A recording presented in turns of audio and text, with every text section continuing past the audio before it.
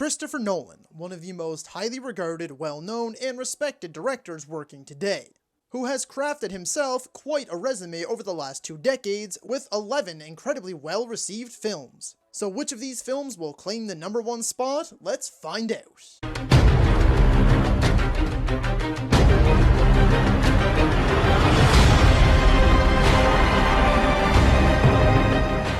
Hello ladies and gentlemen, and movie lovers of all kind, and welcome back to the channel. As always, I am your host, Brett Murphy, and for today's video, we are going to be ranking all 11 Christopher Nolan movies. Christopher Nolan is my personal favorite director, so this list was incredibly hard to put into order. But after quite some thought, I think I was able to put it into a way that I am very satisfied with. So without further ado, let's hop right into things. Number 11. Following. This is basically at the bottom by default. It's not that it's bad or anything, but it was Nolan's very first flick, and it shows for sure. It's extremely low budget, had a very limited release, and is only an hour and 9 minutes long. It's intriguing enough that you won't feel like you're wasting your time, but if you're going to be watching your first ever Nolan flick, don't start from the beginning with this one. It's watchable, but definitely the bottom when it comes to his filmography. 10. Insomnia. Possibly the Nolan film that feels the least like a Nolan film, and that essentially all boils down to the fact that it's the only Nolan film that he didn't have a hand in writing. However, Pacino, Williams, and Swank are in top form. Exceptional performances from the three of them, and the intense game of cat and mouse mixed with Pacino's slow descent into madness as the sleepless nights pass on is truly fantastic. 9. Dunkirk. I do not love this movie. This was almost at the bottom because this movie has no real plot, no characters, no heart, no anything aside from pretty visuals and miraculous sound design, although it is likely one of the best looking and sounding movies you could ever watch. That being said, this movie feels truly grand in terms of scope and scale. Nolan tackled a major historical war event and was determined to show every aspect of it, and he absolutely nailed it. Told from 3 different perspectives, and it's pulled off flawlessly. Although it is the definition of all style and no substance, the style alone makes it well worth the watch. 8. Memento. Nolan's first jump into the mainstream was an absolute doozy, posing audiences with one of the most dynamic and layered narratives to ever grace a theater screen. The way the film is edited is pure genius, forcing you to constantly be thinking and dissecting every single last frame and detail of this mystery. Guy Pearce gives a commanding performance, and if you're able to keep up, when the ending finally rolls around, you will be left utterly speechless. 7. Tenet.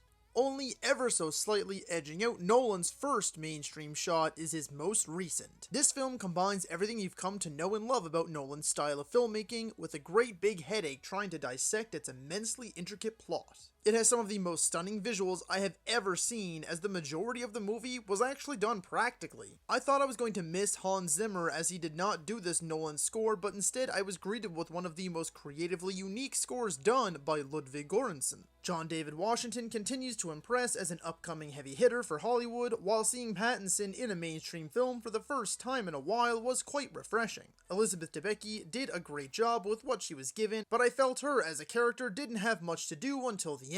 And Kenneth Branagh was mostly good, but a bit too cartoonish at times for me. The plot is one of the most brain-melting and detailed puzzles I've ever had to solve, and while I was left with a few questions, as a whole, I was satisfied. 6.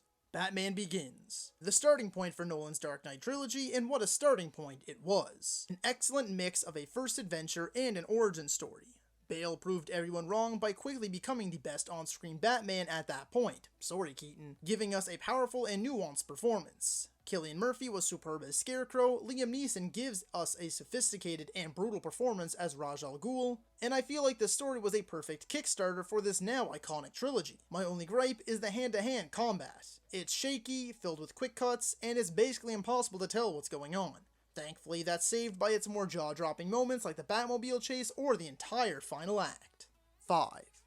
The Prestige. This movie is pure genius from beginning to end and will constantly keep you guessing until the credits roll. Filled with twists and turns that'll always keep you on your toes, with an ending that will truly stick with you for any sort of foreseeable future. Jackman, Bale, Kane, Johansson, they all bring their A-game in this battle of wits and magic as 2 rival magicians duke it out. There's so much going on beneath the surface of this Nolan period piece epic that'll make it well worth watching time and time again. 4. The Dark Knight Rises. Nolan's epic, and yes, I said epic, conclusion to his Dark Knight trilogy. It has its issues, no doubt, but for me this film perfectly concluded everything that the previous two had been building towards, giving us a brilliant tale of redemption mixed with an undeniably satisfying finale. It expertly encapsulates everything that we've come to love about this trilogy and goes bigger and bolder than before. There's not a single weak performance in this entire film. It looks phenomenal all the way through, especially the IMAX sequences. It gave us hope, broke our hearts, and left us all fulfilled. Hold on there for just a quick second. If you're enjoying the video, don't get stuck on that 88% who are currently watching and not subscribe to my channel. Be sure to hit that subscribe button right now in order to find more content just like this. And be sure to ring that little bell icon, that way you can be notified about all of my latest uploads. And now, back to the video. 3. Inception. Nolan's mind-bending, dream-warping masterpiece is now over a decade old. And to be truthful, it hasn't aged a day. Still just as complex, just as impactful, and just as masterful as it ever was. Every single performance is unique, the storytelling is brave and complex, yet not too in-depth that more casual audiences will get lost. The visuals are jaw-dropping, the score has since become iconic and some of Hans Zimmer's best work. Meanwhile, it's all topped off by one of the most memorable endings in film history. 2. Interstellar. This potentially brain-melting space epic is one for the history books. A daring and bold tale of hope, destiny, choice, and love. Interstellar is truly one of the great sci-fi instant classics that, in my mind, elevated the genre to the next level in terms of its narrative, visuals, and blend of science and human nature. Their performances are grounded, heartfelt, and emotional, the visuals astonishing, truly a work of art and magnificent in every way, the storytelling is top-notch, and while I can see some people's gripes in certain areas, I love the weight that their journey carries, the choices they have to make, and where things end off. And number 1, The Dark Knight. Without a doubt, this is number 1 for me. I saw this film at the ripe age of 10, my parents took me to see it for my birthday, I loved it then, and I still love it now. In fact, over the years, my love has only grown stronger. Everything about this movie is the pinnacle for me. From a filmmaking perspective to the performances, especially Heath Ledger's Joker, from a narrative and storytelling point of view, this movie had no business being anywhere near as good as it ended up being. Not only my personal favorite superhero movie of all time, but one of my favorite movies of all time in general, and of course, Christopher Nolan's best work to date. So that is all for today's video, folks. Be sure to let me know down in the comments if you agree or disagree with my ranking, and feel free to let me know what kind of ranking you'd like to see next. If you enjoyed that video, be sure to hit that thumbs up button, and if you'd like to see more content, consider subscribing to my channel and ringing that little bell icon, that way you can be notified about all of my latest uploads. And as always, stay safe, thank you so much for watching, and that's a wrap. Hey you, yeah you, if you made it this far, just know I appreciate you, and while you're here, consider hitting that subscribe button.